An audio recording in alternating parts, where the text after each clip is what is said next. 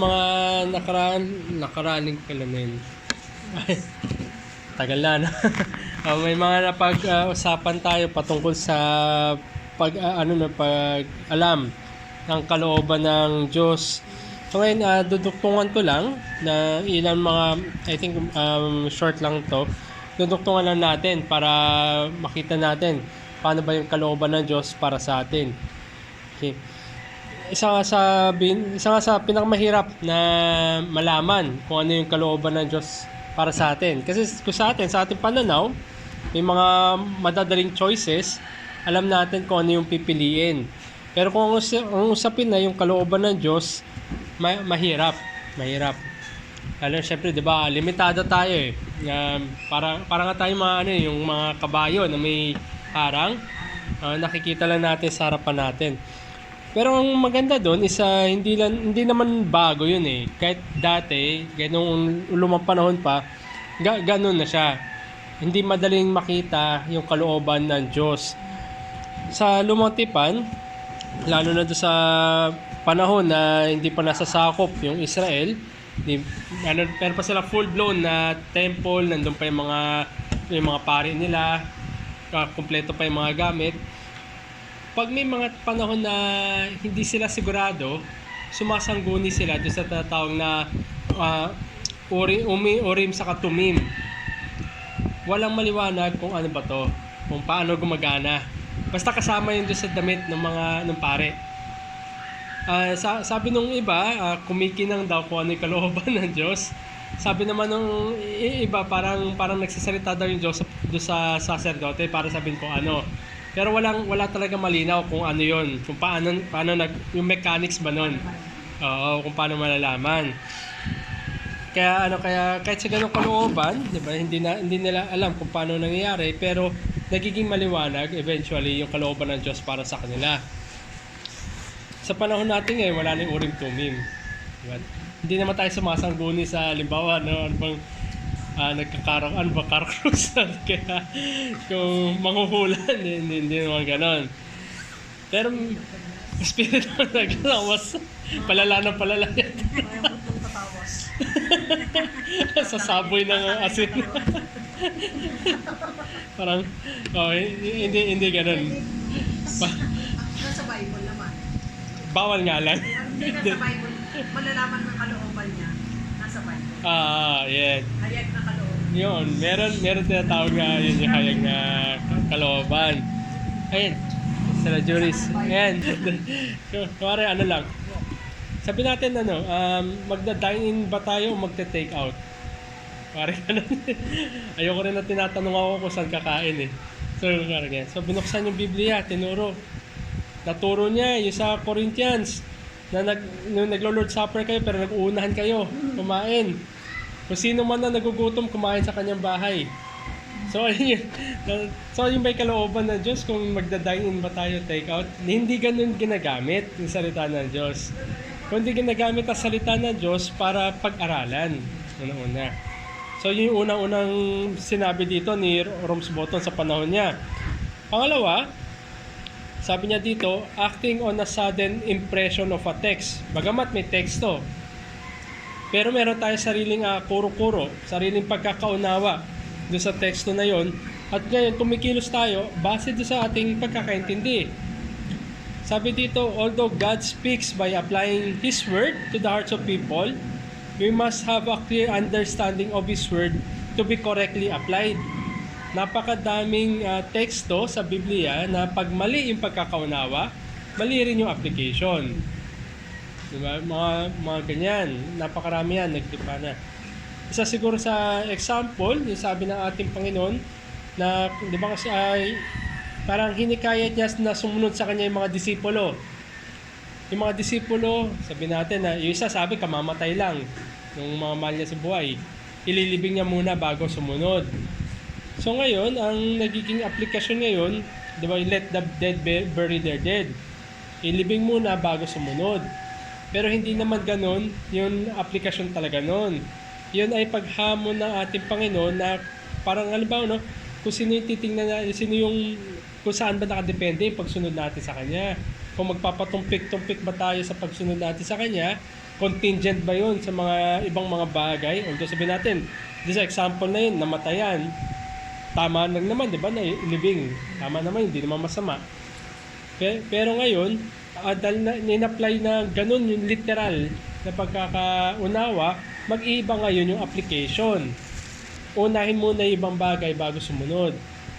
So ito yung isa sa mga pamamaraan kung paano nag-a-act tayo ng impression natin sa isang teksto. Instead na pag-aralan muna natin, o magtanong-tanong tayo kung paano ba na-apply yung mga teksto ng salita ng Diyos sa atin, tayo na mismo yung kumikilos. Alam natin na limitado yung kaisipan natin. Napakadali na. Sabi natin, meron tayong nabasa lang na, uy, seems convincing. Diba? So papaniwalaan na natin ngayon na ganito nga yun yung sinasabi. Pero kung susuriin natin, hindi pala ganun. Kaya nga sabi nga doon, pag mali yung pagkakaunawa natin sa teksto, gaano man kaganda yung sabi natin yung application nun, kung hindi talaga yung intention ng teksto na yan, magiging mali pa rin yung aplikasyon sa buhay natin. Maaaring sabihin natin, may iwasan natin yung ibang mga kasalanan, pero may nami-miss out tayo. Hindi natin sabihin natin, no, parang meron tayong in order, parcel dumating, partial lang natin na binuksan, masaya na tayo. Instead na kunin natin ng buo para matamasa natin, ma-enjoy natin yung in-order natin, konti lang, masaya na tayo. Ganun nangyayari. Pag hindi tama yung pagkakaunawa natin at pag-apply, kailangan rin natin ang biyaya ng Diyos para maintindihan yung salita ng Diyos. Hindi dahil hindi sa pamamaraan ng sarili nating imahinasyon kung paano natin i-apply. Yan. O di kaya mamaya kasi minsan minsan may mga, 'di ba, may mga umuudyok sa atin. May mga idea minsan, 'di ba, bigla-bigla pumapasok sa isip natin na hindi natin alam kung saan nanggagaling. Tandaan natin, pwede manggaling sa kalaban 'yon. Minsan, 'di ba, may bubulong, tapos gagamit pa na may bigla tayong maalalang teksto o nga, no. Pero dahil kung hindi tayo nag-aaral, kung hindi tayo malayo tayo sa communion sa Diyos, sa pamamagitan ng kanyang salita at panalangin, at napakadali natin makuha yung kalooban natin ng ibang yung mga impulse na ganyan, maaaring mapunta tayo sa kamalian. So ito, no, wag tayong gagawa, wag tayong kikilos, kahit sabihin natin may teksto, wag tayong kikilos ng yung sudden na impulse. Yung parang, tara guys, rally tayo, ganyan. Hindi ganyan. Kundi ang salita ng Diyos, unang-una, ang tinuturo sa atin yan is makinig muna tayo. Hindi yung kumilos eh. Hindi kilos kagad eh. Ang tinuturo sa salita ng Diyos, makinig, pakinggan, bago tayo kumilos. Okay.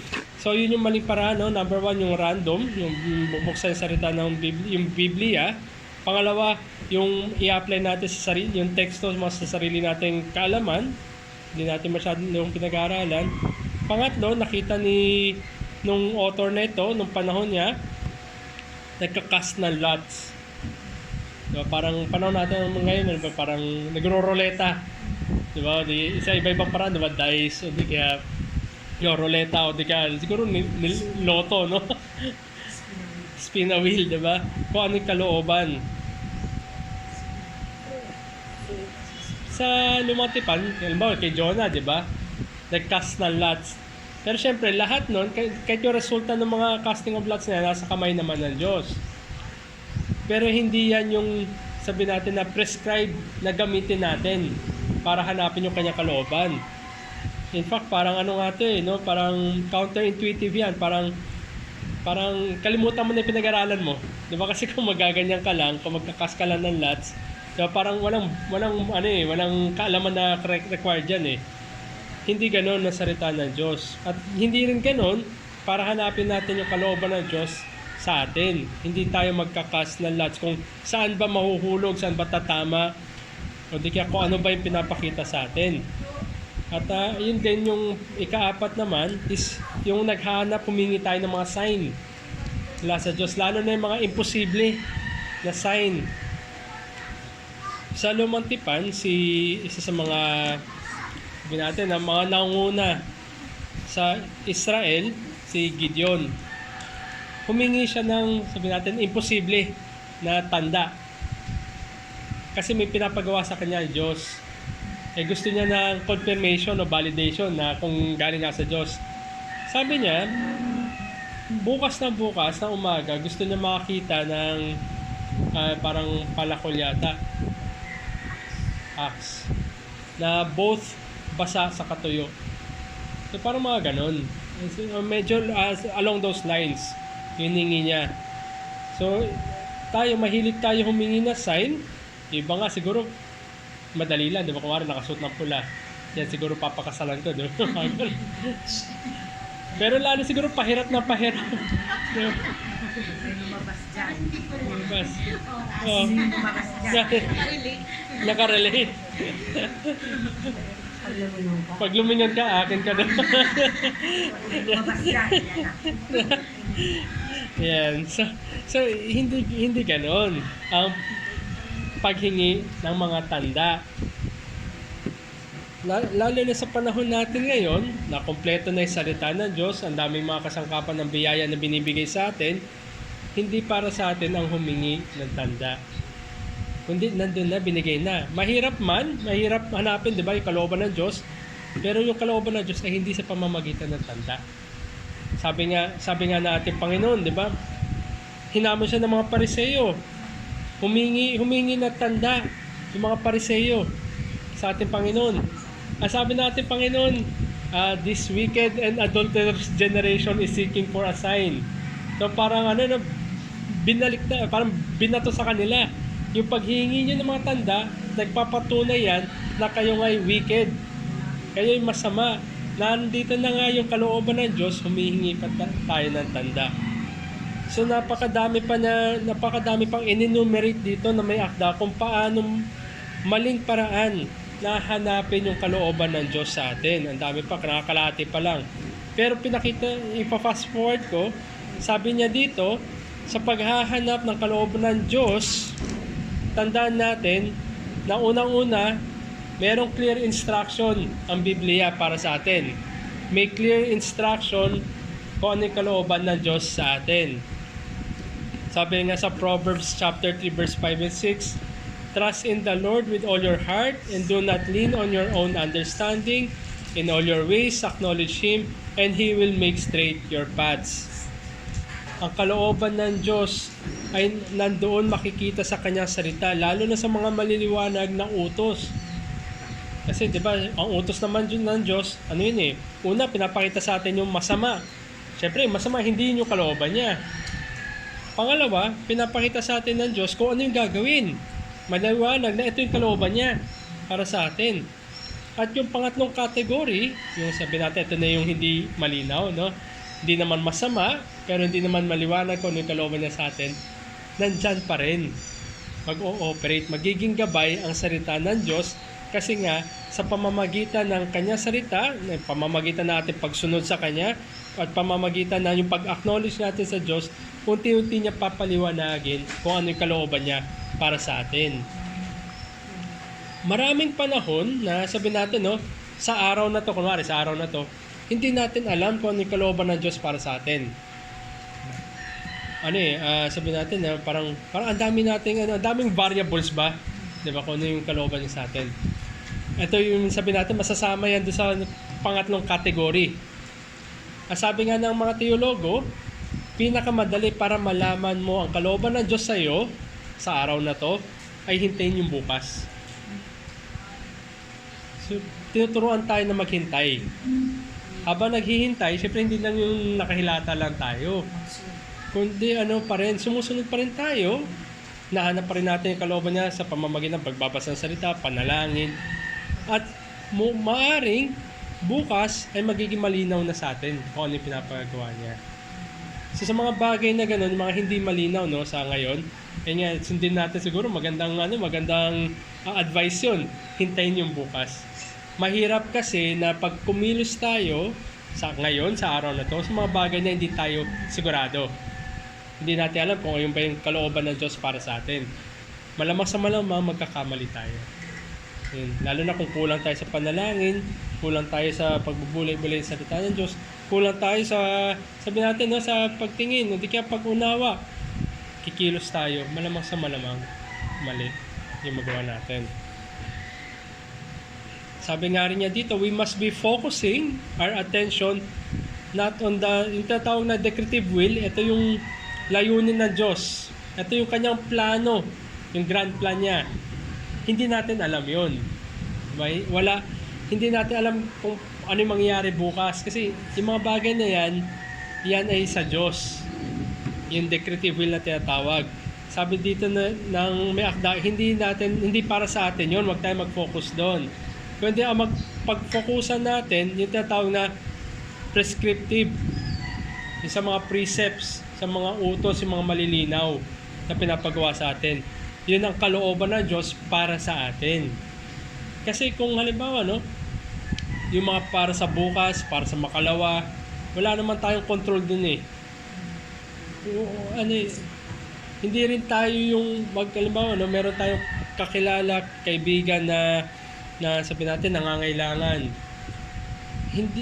Malamang sa malamang hindi rin tayo yung magiging lang tayong instrumento, pero hindi tayo yung maggagawa ng paraan para mag-provide sa kanya. Ang Diyos ang gagawa ng paraan sa pagpo-provide.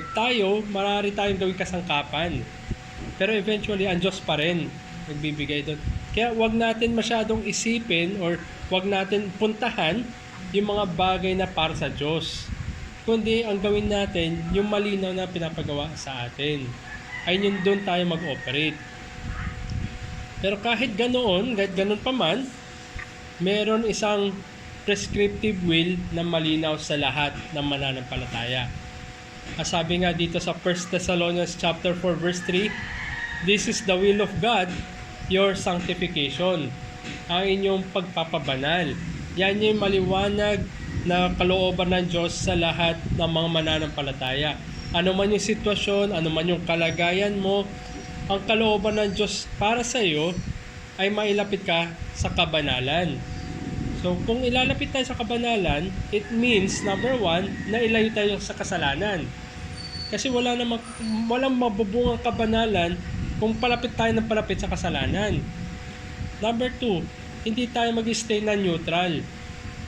Kundi dapat papalapit tayo sa Diyos para yung sa kabanalan nito, sa sanctification nito, hindi lamang lumalayo tayo sa kasalanan, kundi dapat lumalapit tayo sa Diyos. At kung papalapit tayo sa Diyos, doon lalong liliwanag kung ano yung kalooban niya para sa atin, kung ano yung pinapagawa niya para sa atin. Lalo na doon sa third category, mga hindi malinaw kung ano. Kaya dapat sumangguni tayo, hindi sa ibang mga paraan, kundi sa kaparaanan na binigay ng Diyos sa atin. Ayan. Sabi na lamang, sige po. Baka yes. Okay. Sabi dito, ang bawat mananampalataya, para malaman ang kalooban ng Diyos sa kanila at sa kabanalan, Christians should study the law of God, yung batas ng Diyos. Dahil sa batas ng Diyos, doon natin nalalaman yung kasalanan. Sabi nga ni Pablo, di ba? Hindi niya malalaman yung kasalanan hanggang di niya natutunan yung batas ng Diyos. Yeah. At sa pag-aaral ng batas ng Diyos, araw-araw yan.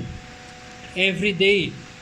Para matutunan natin yung mga prinsipyo kung bakit bawal. Bakit hindi pwede. Kung hindi pala pwede, ano yung dapat natin gawin? Yung kabaliktaran nun. Kuwari, bawal magnakaw. At hindi lang sa hindi tayo nagnanakaw. Kundi, hikitan natin is tumulong tayo, magbigay. Ay yung kalooban ng Diyos. So dito, sa pag-aaral natin sa mga batas ng Diyos at yung mga principles na tinuturo sa atin, doon natin lalo pa makikita yung kalooban niya para sa atin. Pang-araw-araw yan. Kaya on the yung precepts, yung mga utos, diretsong utos, hindi doon sa kalooban niya na yung kung paano niya gagawin yung mga bagay-bagay. At ang ikalawa, kung paano natin malaman ang kalooban ng Diyos para sa atin, ito na yung pinakamahirap. Hahamunin tayo na tanggapin yung kanyang kalooban kahit ang kalooban niya ay hindi. Even yung kailangan natin i-accept yung will of God, lalo na kung ito yung mga panahon o mga bagay-bagay na sagot ng Diyos sa atin ay hindi. May mga bagay na gusto tayo, hindi naman makasalanan. Kuwari, gusto ko ng, naghanap akong bagong trabaho, na hindi naman masama yun. Lalo na kung may mga pangangailangan na kailangan punan, di ba? Hindi naman masama yun. Pero minsan may mga kalooban ng Diyos para sa atin na hindi, magstay ka dyan. Sabi na lamang, pinakamahirap na hindi na pinakita sa atin ay yung panahon. Okay, so yun. Ngayon naman, ang pinag-usapan namin, dati kasi nakapagturo ng patungkol sa kalooban ng Diyos. Ngayon, dinudugtong ako na lang. Ngayon, kalooban ng Diyos. Recap ko lang konti, no? Sabi kasi, isa sa pinakamahirap alamin yung kalooban ng Diyos para sa atin. Diba? May mga panahon na madali malaman yung kalooban niya, lalo na syempre yung hindi kasalanan, di ba? Hindi naman magiging kalooban ng Diyos na gumawa tayo ng kasalanan eh. Mali yun, di ba? Tapos, kalooban rin ng Diyos is sumunod tayo sa Kanya. Di ba? Kung ano yung mga sabi natin positive, lalo na kung pinag-uutos ng Diyos, gawin natin yun. Di ba? Tapos may pangatlong kategory, yung hindi naman kasalanan, pero hindi rin malinaw kung ano. Doon tayo pinakamahirapan sa pagsunod sa kalooban ng Diyos. Isa sa nabanggit ko na example, halimbawa, yung paghanap ng trabaho. Hindi naman masama yun, lalo na kung mayroon nga kailangan na mga pangangailangan. So, hindi siya masama. At sa isang banda din, hindi rin natin alam kung ano trabaho yung kukunin natin. Lalo na siguro parang torn between two offers. Di ba? Ganyan. So, may dalawang trabaho na parehas naman hindi masama, parehas naman okay, wala naman compromise kumbaga. Pero kailangan mo pa rin mamili, di ba? So, hindi mo alam kung alin doon. So, parehas yan na hindi naman makasalanan. So, doon mahirap. Ang sabi doon dito kasi sa nabasa ko, ang tungkulin natin is mag-focus tayo sa prescriptive will. Yung prescriptive will, ito yung pinapagawa sa atin. Yung isang klaseng will kasi, yung decretive will naman, ito yung, halimbawa, yung plano ng Diyos, paano niya sasakatuparan. Para sa Diyos yun, hindi para sa atin. Wala rin naman sa lakas natin o sa kakayanan natin na magkaroon na sa katuparan yung plano niya kasi hindi natin alam kung ano yung plano niya. Kundi mag-focus tayo dun sa tatawag na prescriptive will ng Diyos. Ayan. So dito sa prescriptive will ng Diyos, yung mga malilinaw na utos ng Diyos para sa atin, na doon tayo dapat nagpo-focus. Sa pinakamalinaw dyan sa 1 Thessalonians chapter 4 verse 3, na this is the will of God, your sanctification.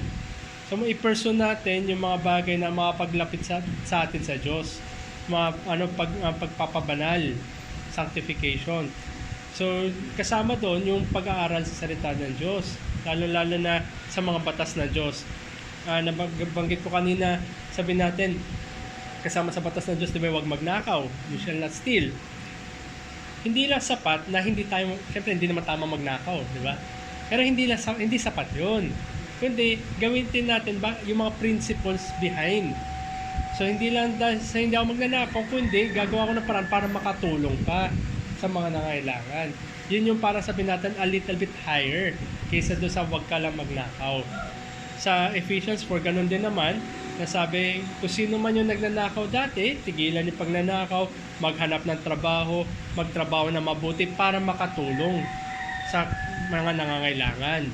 So, titigil niya yung masama, yung sin, gagawin niya yung bagay na kabaliktaran ng kasalanan.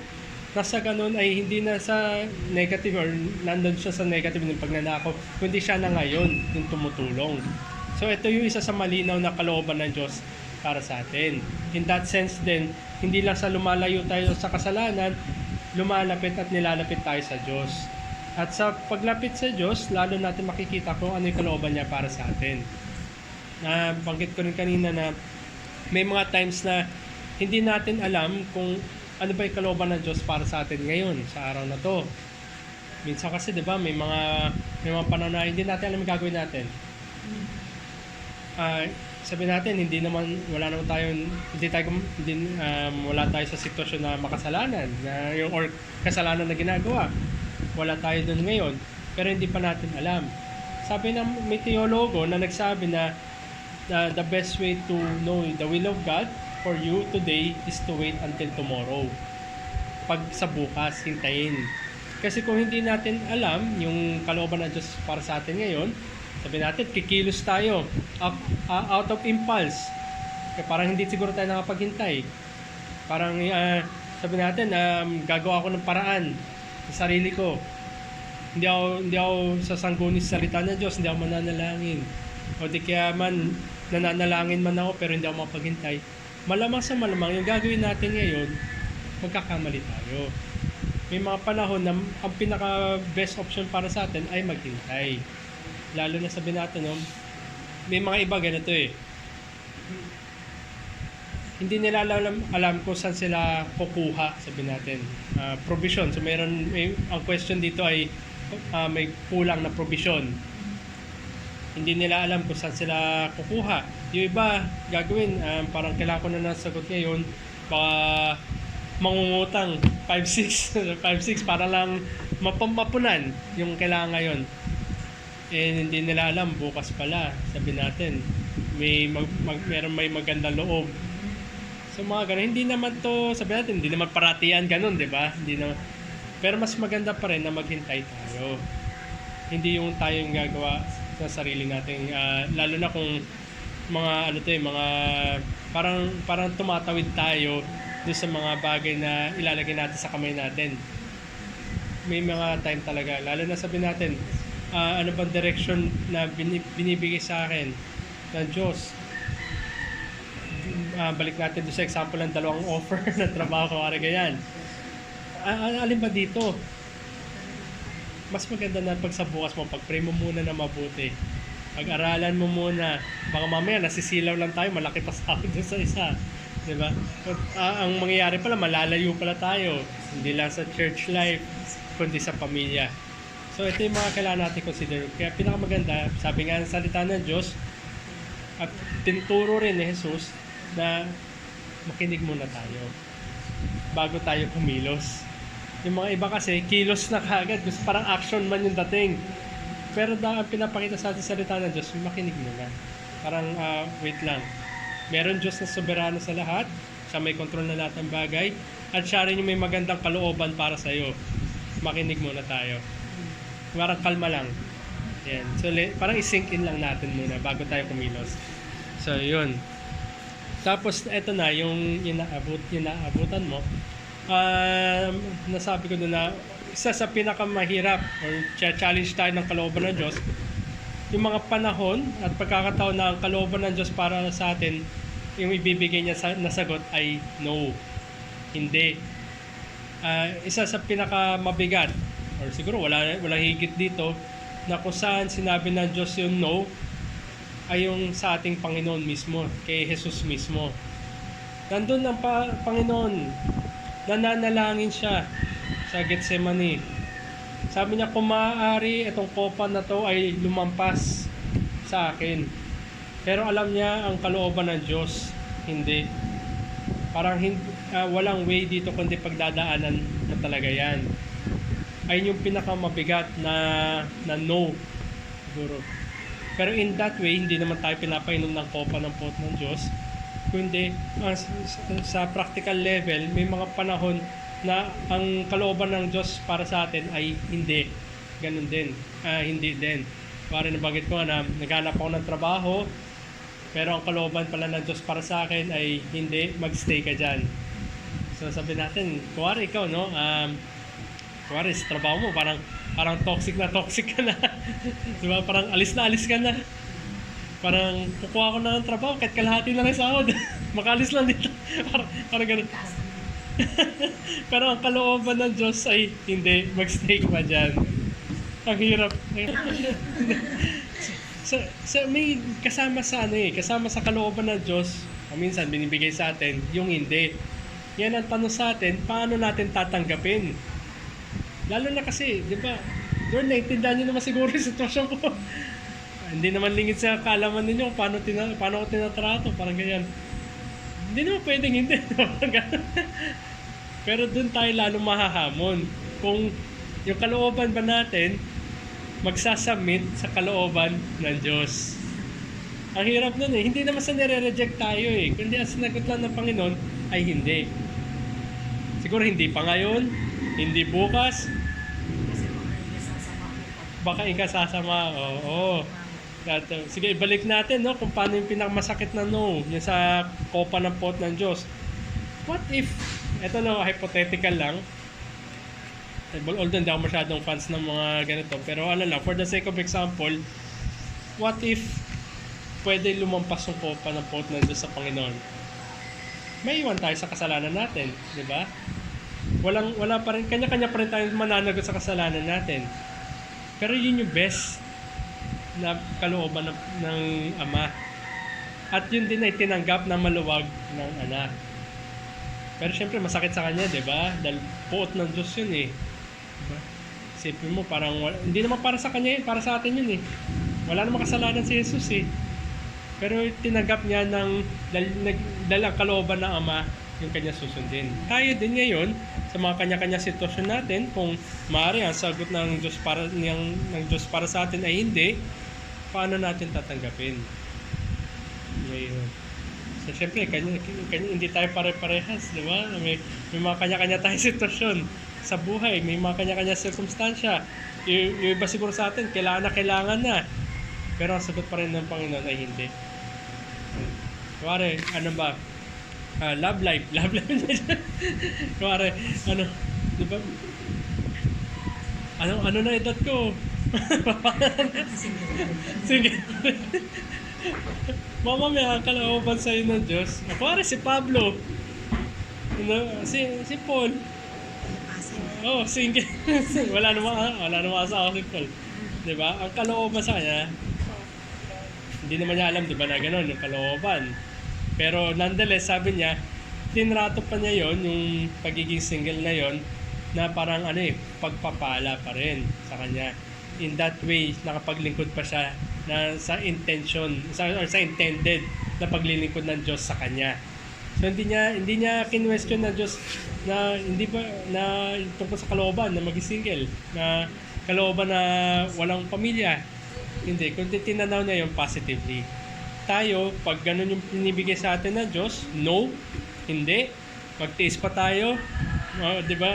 Di ka lalo pa sabi natin, madadagdagan pa yung suffering siguro natin. Madadagdagan pa siguro yung suffering natin. Paano natin ngayon tatanggapin yun? Tandaan natin, lahat ng nangyayari ay kalooban ng Diyos at hindi magiging tama na suwayin natin yung kalooban niya para sa atin. Kung ayun ang tinawag para sa atin, kung yun yung sagot na binibigay para sa atin, kung sabi natin, no, lahat na signs na siguro, no, nagsasabi na hindi, pero ayaw pa rin natin, matuto tayo na mag-submit sa kanyang kalooban. Ayan. Tandaan natin, kung tayo anak ng Diyos, yun yung nakakabuti para sa atin. Hindi man natin malaman yung sagot ngayon, pero someday we'll know. Ayan. Okay. Sige po, may ano po ba? Katanungan? Ano po mga sign para grounds para malaman nyo na kalooban nyo ng Panginoon or hindi yung kalooban ng Panginoon para sa inyo? Tomorrow you'll know. Ano po kung dumaan na ang maraming tomorrow. Ayan. Pero pa-drain ka ng pa-drain. Padrin. Tapos sabi mo, mag-stay pa ako kasi baka ito pa kalooban ng Panginoon. Mga true to life story. Sabi yun,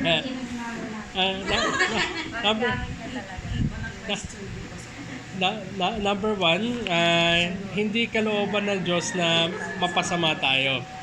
Halimbawa, kung pinag-i-stay pa niya tayo dyan, maaari siya or malamang sa malamang, ginagamit niya yan para sa sanctification natin. Kuwari, madali tayo mainis. So, pinag-i-stay niya tayo dyan, siguro para turuan tayo ng pagpapasensya. Turuan tayo ng sabi natin, pagtitimpi. O, kaya, tinuturuan tayo na, sabi natin, maging kind, maging gracious pa rin. Sa iba, kahit sabi natin na talaga punong-puno na ako. Matagal nang tumagas. Pero tinuturuan pa rin niya tayo na magtiis. Pero syempre, kasama naman din yung, paghanap natin ng ibang trabaho. Siyempre hindi naman yan bigla-bigla magkakaroon ka ng di ba ng ibang trabaho kung hindi ka maghanap. Pero kung naghanap tayo ng trabaho tapos hindi pa rin tayo sabihin natin pinapalad. Yun yung kalooban ng Diyos sa atin na meron pa rin siya dinidil sa atin, personally malamang, na matututunan natin kung nandun tayo sa ganung sitwasyon. Halimbawa, hindi natin matututunan na maging mapagpasensya kung napakagalante na nasa paligid natin. Kasi wala namang pasensyahan dun, di ba? Kung puro galante, lang tayo, parang kabig na tayo na kabig. Walang pagpapasensya dun. Pero masusubukan yung pagpapasensya kung nawala, di ba? Kung yung pabaliktad. Tapos tayo na ngayon yung sinusubukan. Ayun, isa yun sa mga maliwanag na kalooban ng Diyos sa atin na pinag-i-stay pa rin tayo sa lugar na yun. Sa isang banda, kunwari, hindi pa tayo pinapala na magkaroon ng ibang trabaho. Aside sa pagtitiis, tingnan natin na growth ito. Sa sanctification natin to. Baka mamaya, totoo nga yung sabihin natin na nakikita sa akin. Baka nakikita sa akin, parati ako nakasimangot, parati ako nagreklamo. Baka nga totoo nakikita sa akin. So yun, yung dinidil sa akin. Kasi hindi naman yung madidil kung inalis ako sa sitwasyon na yun. Ayan, yung mga possibilities. Ayan. Mahirap sa mahirap. Ako rin naman ganun. Nanalo ako nakasmile. Mahabang pasensya ko. Sa akin pala na. Kaso yung act ng parang sa sobrang pagtitimpi mo, pag uwi mo sa bahay, drain ka na. Oo. Yung kailangan wala kang reaction, neutral yung emotion mo kasi para hindi ka maapektuhan. Kaso pag uwi mo sa bahay, andun na yung sa halo-halo yung pagod yung emosyon. Naubos na. Naubos na eh. Nakasmile ka pa rin. With a beautiful heart. Yes. Sige po. Ako, literal na nangingi ako ng sign noon. Nakita ko yung sign na hiningi ko. Mga few days, loto, Lord. muntik na. As in talagang, hindi lang din ako sinunod ng anak ko. Pero kung yung time na yung sinunod ako, baka wala ako dito. Yung hirap na yun talagang sinisisi ko siya. Sabi ko, kung sinunod mo ako, baka hindi ka ito buhay natin. Talagang naman hindi mo ko na Wala ka ngayon. wala kang mawala. Oo. Yun ang best. Nandito ka. Ang ilang million yun eh. Oo. Sumalit po yun Talagang sa kasi akin. yun nangyari ko. Hindi pwedeng habang hawakan yung sign. Pero ang hindi lang ng tanda yung tatlong mago. Binigay niya sa akin Pero- yung sign. Mas maganda dahil. Pero luminis pa rin Guilt ako. ako na. Kaya Pero di ba ako Christian? hindi ako nanalo ng time na yun. Kasi yung Hindi ako makakakay siguro. Umili ako ng sign noon para maging asawa ko si Rafi. yung bagay na yun yung halimbawa yung nagbigay sa inyo ng tanda na yon, definitely masabi ko hindi mula sa Diyos siguro. Pero nung time na yun, nasa church. Nasa church ako, hinihingi ko talaga. Kasi tanda natin sabi nga sa Hebrews, may dalawang bagay na hindi makatatagpuan. Number one, hindi magiging sinungaling or it is impossible for God to lie. Tapos pangalawa, hindi siya yung magtetempt. So yung halimbawa, yung pagbibigay sabi natin sa atin na sign, maaaring tayo matempt sa sign. Pero pagdudahan natin kung kanino galing. Ayun. So ayan, maganda rin, 'di ba, yung kinahinatnan. Hindi ko sana totoo na hindi tayo naging maganda, mas maganda na yung ngayon kaysa yung sa naging milyonaryo. Inaano ko nga rin, sabi ko, siguro nga, kaya hindi binigay. Dahil mahal mo ng buhay ko kung nangyari yun. Hindi ako dadaan sa mga rap-rap. Ako iba. Oo. Kasi hindi natin maiisip pag halimbawa maganda, smooth sailing ang buhay, hindi mo Nangangalit pa kapatid doon, pag gano'n, nadansan din. Oo, pagdudaan natin. Kunwari, na lang, sabihin natin ganito, no? Si Solomon, yung anak ni David. Diba, pinagpala sa lahat ng pinagpala siguro yun eh.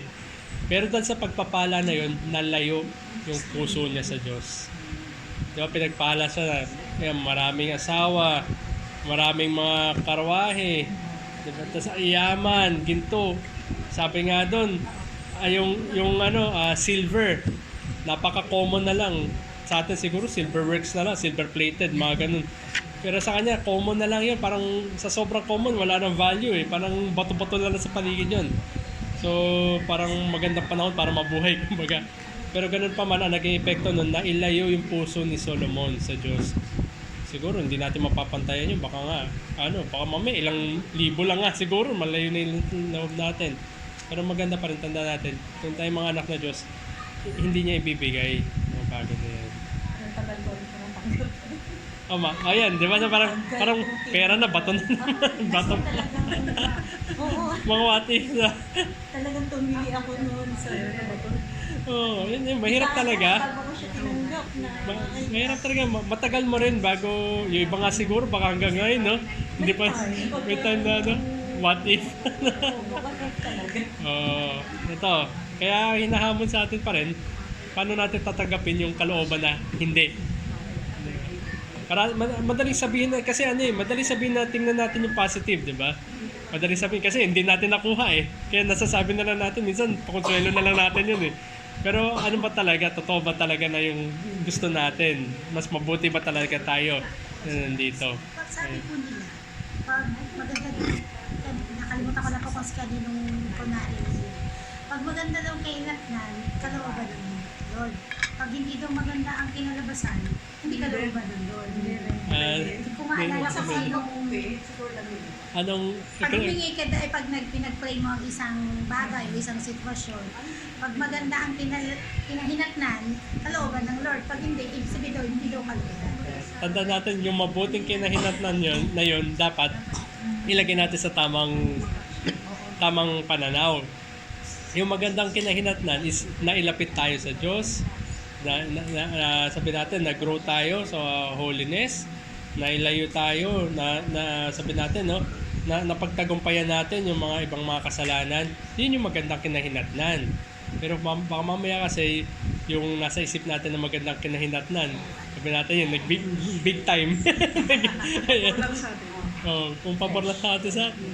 Pero kung napalapit ka po dun sa Panginoon, mas napalapit ka, yun ang kalooban. Pare, si Pablo din, no?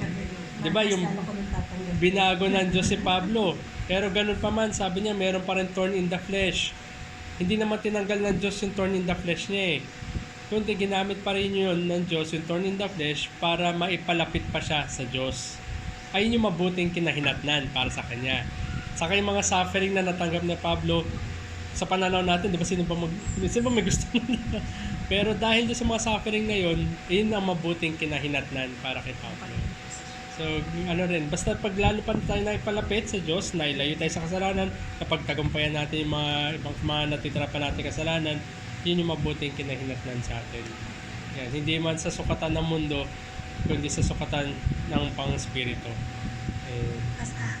Pasensya na po, nagbababad kasi ako sa Psalms. Okay lang. Yung the vengeance is mine. Nang sinabi ng Panginoon.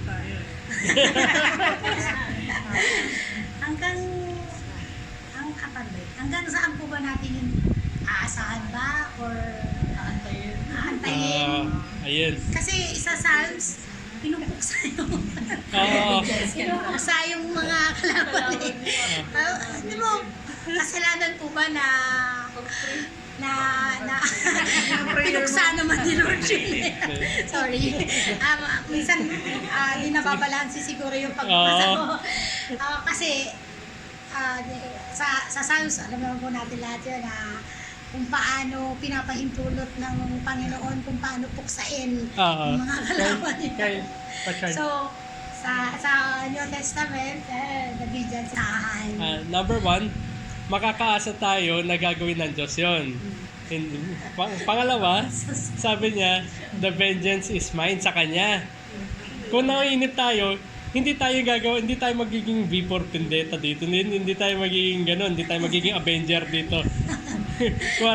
Tapos pangatlo, paano ginamit yun sa bagong tipan? Ginamit namin ni Pablo, Romans 12. Bago niya sinimulan yun, di ba sabi niya, do not pay evil for evil. Kundi palitan mo ng mga good works. Tapos sa dulo, inulit ni Apostol Pablo, for the Lord said, vengeance is mine. Ang Diyos ang maniningil sa kanila. May tama siyang panahon ng paniningil. At sa huling araw, sa hukuman ng Diyos, sisingilin pa rin sila. At ang pinaka-grand, sabi natin, no, ending niyan, maluluwalhati ang pangalan ng Diyos. Either sa justice na isa-serve sa mga kalaban niya, or sa kaluwalhatian ng pagtutubos niya sa mga pinatawad ng mga makasalanan. One way or the other, justice is served. Vengeance ay nakuha ng Panginoon. Para sa mga pinatawad, ay yung vengeance na yon na-satisfy ni Jesucristo sa krus. Pero sa mga hindi pinatawad, sila yung sisingilin sa mga bagay na yun. Kaya wag tayong mainip. Minsan kasi, ayun, di ba, ang hirap mas madali, di ba? Ako na lang gagawa ng paraan. minsan nga sabihin natin, yung pamamaraan pa natin, pamamaraan ng panalangin pa, di ba? Pray mo na lang tayo. Say mo, Lord, pray mo na siya. Ayun na. Sige po, pag pinag-usapan natin, yun, tama naman yun, napapansin mga obserbasyon nyo sa paligid. Pero sana, wag mawala sa isip natin na the fact na nakakapanalangin tayo, pribilehiyo na yun. Tapos pangalawa, totoo naman na sabi natin, maapektuhan tayo sa nakikita natin sa paligid. Pero ang binigay sa atin, kung sabi natin, paano ba maganda sabihin, pinagkalooban tayo ng ganong klaseng pananaw, ibig sabihin, dinidilid sa atin na saan ba talaga tayo nakatuon. Na itong mga bagay na to, na kung ano yung natatamasa nila, bagamat yan ay sabihin natin dito sa mundo na to, tandaan mo, ikaw ay anak ng Diyos, meron kang mas magandang haharapin. Kaya nabanggit rin ni Apostol Pablo sa Philippians 4, na sabi niya na tayo ay hindi citizen ng mundo na ito. Kung ano man yung mga tatamasa ng mundo na ito, may inihanda sa atin na higit. Ang tinuturo sa atin, dinidil sa atin ngayon ay maghintay, magpagal hanggang makarating doon. At gumamit rin ng larawan ng ating Panginoon. Sabi niya, 'di ba, sa huling araw may banquet, yung parang wedding feast na darating. At lahat na naimbitahan doon ay merong damit. Lahat ng hindi angkop ng damit, papalabasin, itatapon sa lugar ng yung gnashing of teeth na tinatawag. So, doon pa lang, bagamat hindi pa natin siguro nakikita yung mga damit natin, pero tiyak na kung tayo sa kanya, imbitado tayo doon sa banquet na yon, yun yung ultimate privilege. Huwag natin sana siguro, baka mamaya, bagamat tinadaing natin sa Panginoon, sa panalangin, at for sure naintindihan naman tayo ng Panginoon, dinidil lang sa atin magkaroon tayo ng yung refocus ba, at yung katiyakan na sa huli tayo yung pinaka privilege. Wag na yung privilege na meron sila, temporary lang yun, dito lang. Hindi naman nila yun nga, di ba, may kasabihan nga, wala naman tayong madadala sa kabilang buhay. So ano man yung yaman, ano man yung ganda siguro na nakikita natin sa paligid, iiwan rin nila yan. Pero tayo, dahil nga tayo dinamitan na, dala-dala natin yung damit na yon hanggang sa huli. Ayun, siguro madaling sabihin yung mga bagay na to kasi sabi natin, personal, dahil magkaiba yung karanasan natin. Pero ang kalooban ng Diyos para sa atin sa mga ganung sitwasyon ay lalo pang manalangin, lalo pang sabi natin, lumapit sa Kanya. At tama na, naiidahin natin yun. At eventually, i-work out niya sa atin yung mga bagay na ganyan. Unti-unti niya tayo ilalayo sa mga, yung mga compare, bagamat totoo yan.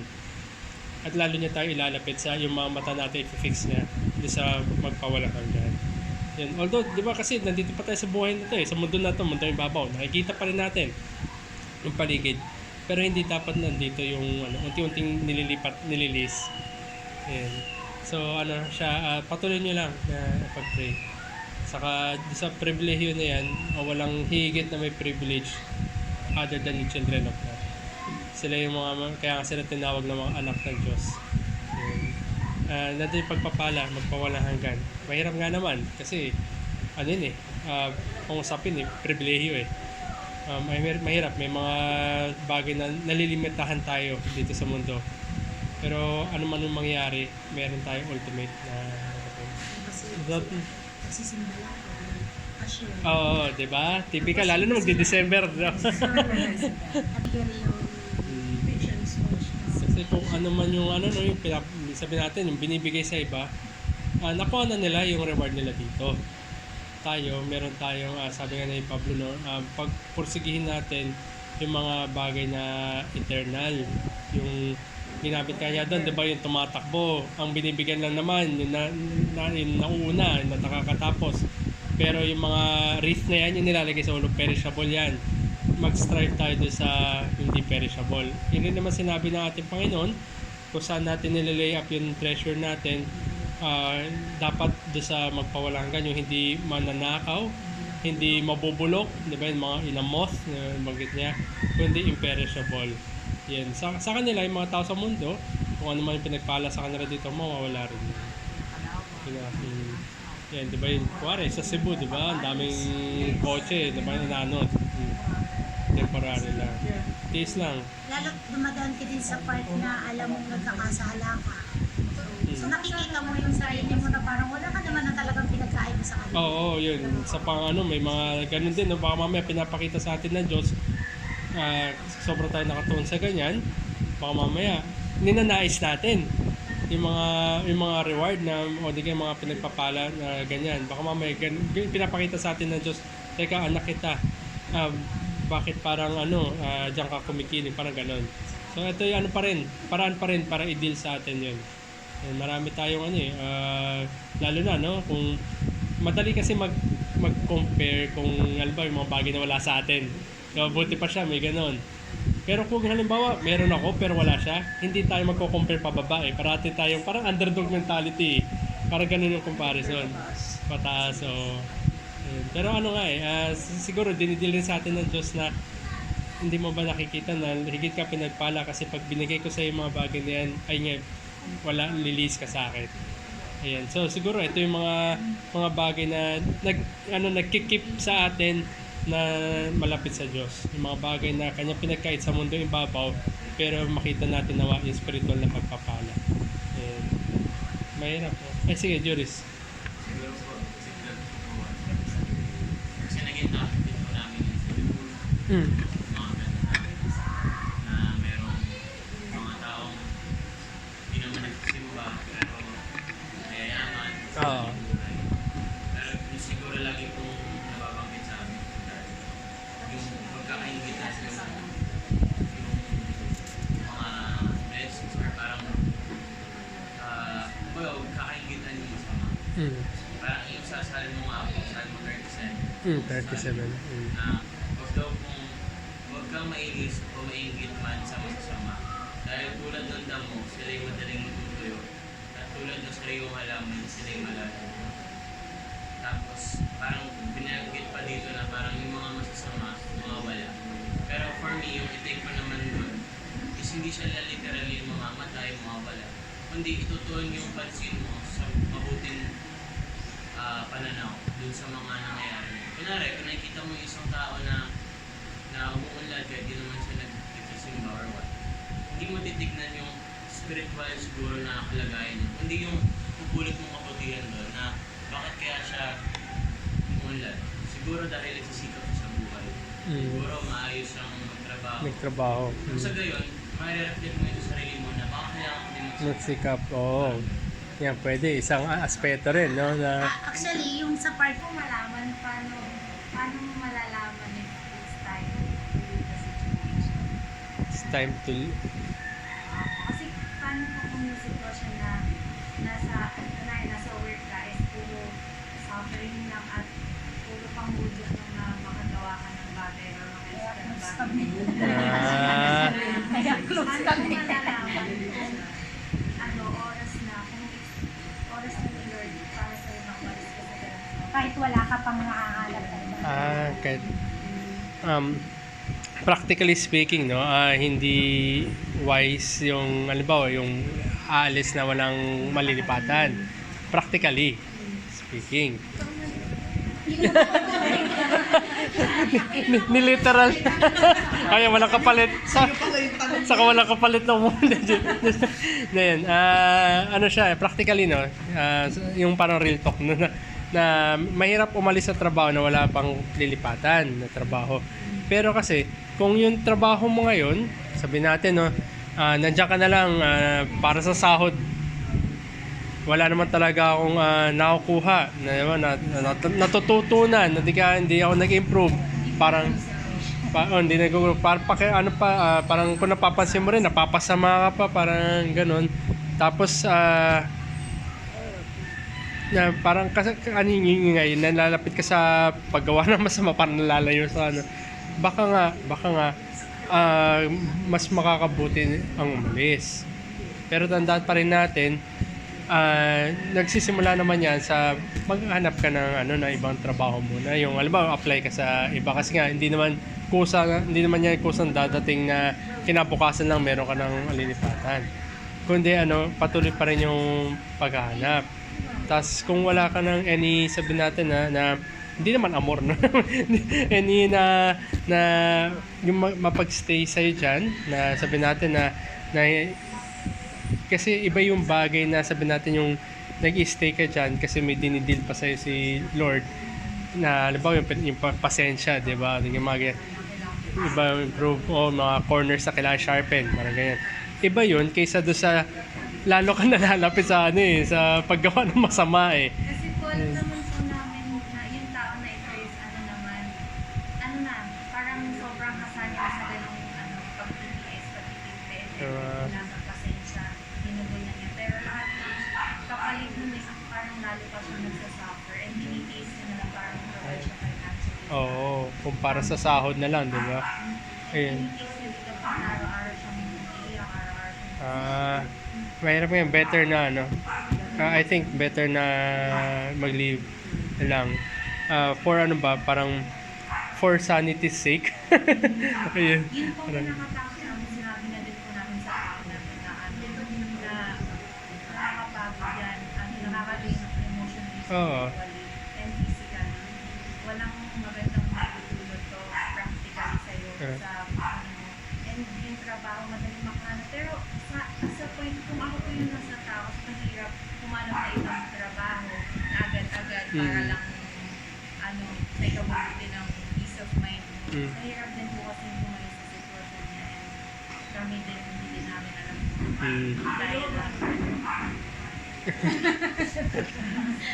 Pero siguro sa any thoughts ng pag-alis, no, diga exit plan, piliin pa rin natin yung graceful exit, na hindi yung tipong burn bridges, o di kaya gumawa ka ng dahilan para sila yung magdala sa'yo sa exit. Hindi, wag ganun. Kundi Lahat na lang gagawin niyo, mabuti man or masama. yung mga bagay, kung sino man yun, hanap siya muna na ibang work kung maaaring malipatan. Tapos kung habang wala pa, maaaring either mag-tease siya or mag-preempt siya umalis. Pero tandaan natin may consequences, di ba, yung mga actions. Kuwari, nag-quit ka na sa job ngayon, wala pa malilipatan, don't expect na meron ka may pang-provide ka. Yun. So, titimbangin mo din. Ganun. Pero yung mga ganun, pag wala walang growth, tapos hindi, sabihin natin, na ilalapit ka pa sa paggawa ng masama day by day, parang baka nga mas magandang umalis na lang. Ayan. Pero wag alis na piliin mo parati walang backup, saka choose parati yung graceful exit. Ayan. So, wag yung sabihin natin, baka mamaya tanaw ng kumpanya pag umalis yung taong to, parang good riddance, parang gano'n. Hindi naman. Tingnan natin parati na wag natin piliin yung apoy. Ganun. Maging mapagbiyaya pa rin, maayos pa rin. Yes, Jenny. Pakorek na lang po. Kasi meron din po akong power na siya naman po yung pinapayuan. Din naman siya, kumbaga, we're living treatment. So, nakakauna hours siya na. And nag-struggle din sa mga kawork namin kasi I think sa kanya medyo toxic yung treatment. So, ako naman, hindi mo siya parang nagiging kumbaga struggle sa kanya is gawin niya lang yung best niya sa work. Kasi kung okay naman yung trabaho niya, nakita naman yun ng supervisor, ng yun yung pinaka-goal mo dapat. Na ma-serve mo kung ano yung role mo dun sa company. Mm. And kung pansinin naman nila, kung mga yung ibang tao, yung mga ka-work namin, hindi, yun yung parang tinuturuan ka na kumbaga maging independent ka dun sa role mo. Kasi hindi mo naman sila kailangan eh. Kumbaga kung sa work mo ba, kailangan mo ba na kasama siya para magawa yung trabaho? Sige, hindi naman. Parang ganun siya sabi ko sa kanya. So, gawin niya lang yung best niya. And then, from there, makikita niya na kaya niya naman palang gawin kung ano yung kailangan niya gawin sa role niya. And, kunwari, dahil, yun nga, wala naman siyang control dun eh. And, kunwari, yung naapektuhan na siya sa, kunwari, yung boss naman namin, kunwari, boss naman namin is, siya yung nagiging pag nakakatisod sa kanya. Parang kahit ginagawa niya naman yung best niya, parang hindi ganun niya nakikita. Or parang hindi siya namamanage ng maayos. And then sabi ko, hindi doon matignan na baka wala ka sa maayos na management, na company. Pero kung ginagawa mo naman yung best, walang problema. Kumbaga parang kung i-relate ko siya sa spirituality, Christianity, kung sumusunod ka naman sa Diyos, kumbaga hindi ka gumagawa ng masama, ang meron tayo is, kung Christian tayo, is assurance sa Diyos na hindi tayo pababayaan. Kasi yung mga taong wala sa Diyos, wala silang assurance, kundi yung mga makamundong bagay lamang. Kaya, Yeah. Tama yun, no? Kasi lalo na pinag-usapan natin, di ba, ano na eh, yung, sabi natin, isa kang mananampalataya na niligay ka sa ganyan sitwasyon, wari trabaho. Gampanan mo naman ng mabuti out of yung best na abilities mo. Yung trabaho para makita rin ng ibang tao na itong taong to, ginagamit niya kung ano yung pinagkaloob sa kanya para magampanan yung trabaho na yun. Parang sabi natin, walang say. Yung sabi natin kung unbeliever yung mga boss natin, supervisor, mga teammates, ang makita, unang magre-reflect kasi sa iyo yung trabaho mo eh. Kung paano mo ginagawa yung trabaho mo. Ngayon, kung nagagampanan mo yan na maayos, to the best of your abilities, sabihin natin hindi ka napapansin, kuwari hindi napapromote yung tao na yon, baka nga pinipersonal siya o ano. Pero ang sabi natin shot do sa mga bumabati ko sa kanya is kung paano niya ginagawa yung trabaho niya. Kung hindi naman siya nandaraya, tapos sabi natin, bagamat may pagkukulang, sabi natin kulang sa coaching, o hindi ka kulang sa yung manager niya, hindi siya kinakausap, mga ganun. Pero nonetheless, ginagawa niya na maayos yung trabaho niya. That's mas matimbang yon. Saka naman pero sa trabaho, tandaan natin, nandyan yung may area dyan na kailangan mo i-please siguro. Pero as long as maliwanag yung konsensya mo na ginawa mo tong trabaho na to, na to the best of your abilities, na walang pandaraya, para sa kaluwalhatian ng Diyos, yun yung mananaig. Saka alam naman na Diyos kung paano niya alagaan yung kanyang mga anak. Kaya yun nandun yung assurance din. Ayan. So saka for sure marami naman matututunan yung empleyado na yun sa ginagawa niyang trabaho. Ayan. So madadala rin niya pag lumipat na ng trabaho. Ayan. Sige. Yung nag-experience ko po ng college. Kasi yung mga naging kaibigan ko ako doon, na hindi ko na po kaibigan dahil naaway sa college. Tapos, after nun, parang sinisiraan na ako. Pero, doon po nagkaroon ng realization doon sa Diyos. Dahil sa spirituality ko na lahat ng situation na nangyayari sa atin, yung ginagamit ng Diyos para sa ikabubuti. Yep. Kasi kunwari, ako noong time na yun, medyo hindi ako pinalit sa pag-aaral. Nakaasa ako sa mga opinions. Pero nung nang away, so wala akong maasahan na tulong sa akin. Nung nangyari, nagsigap ako. Kumbaga, inaral ko yung mga kailangan kong aralin para matapos ko yung schoolwork or yung schoolwork. So, yun siguro yung naging takeaway na maaaring masama na nangyari yung nagtahiwalay ko yung or hindi mo na sila sinasamahan dahil sinisiraan ka nila.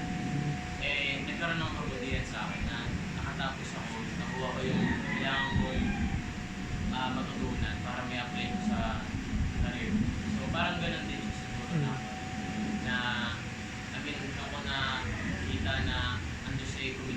sa buhay natin na hindi niya tayo pababayaan. At yung kumbaga natin yung assurance talaga na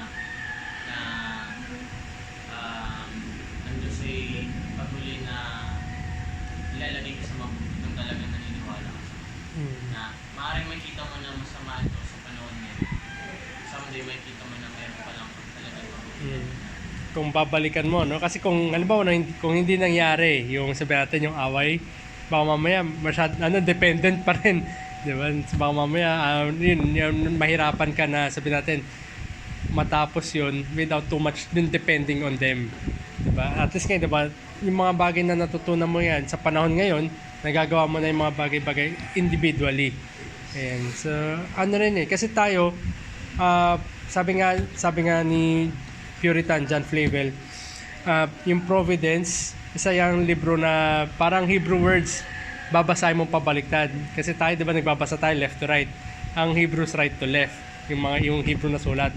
So tayo, ini-interpret lang natin yung ngayon base sa mga nangyari noong nakaraan. Kailangan pala mangyari yun para sa ngayon nandito na tayo. Parang halimbawa lang yung kay Joseph, di ba? Binenta siya ng mga kapatid niya. Hindi maganda yun.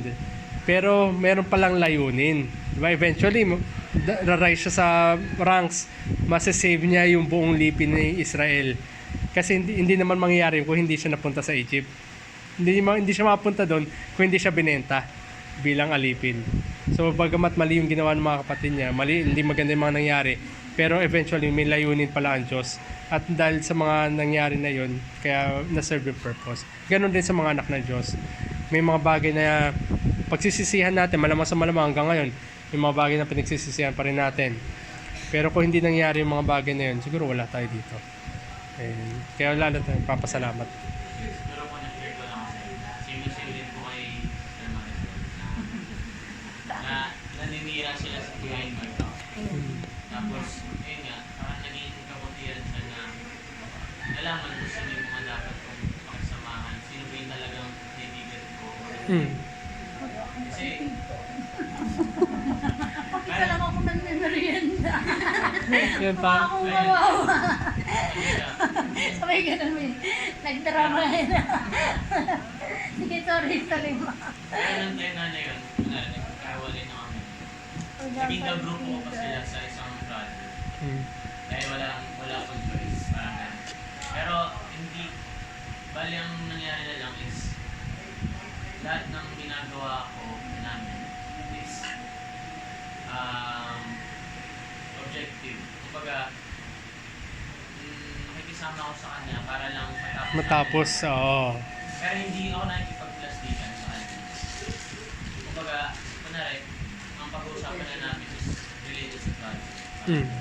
Or parang siguro, Hanggang doon lang na... hanggang doon na lang. Kasi, doon ko nakikita na hanggang dito lang yung ibig sabihin, parang pinakita na itong kaibigan na to, itong tao na to hindi dapat makasamahan. Parang ganun. Kasi may mga naging kaibigan din ako na tataka bakit ba't di nila dinanong yung side ko? Ba't di nila ako nausap? Naniwala agad sila dun sa sinabi niya.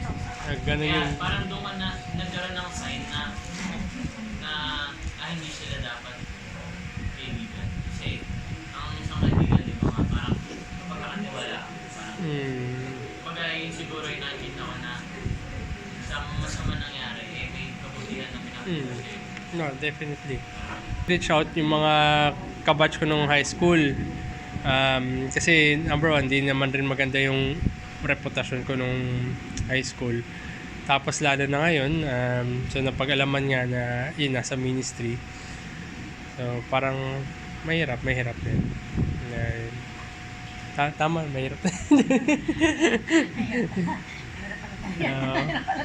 May mga bagay kasi na sabi natin hindi natin sinasadyang gawin o di kayong panahon na ginawa natin hindi naman natin naisip yung magiging implikasyon pero nonetheless nagawa na natin, so kailangan natin to live with the consequences.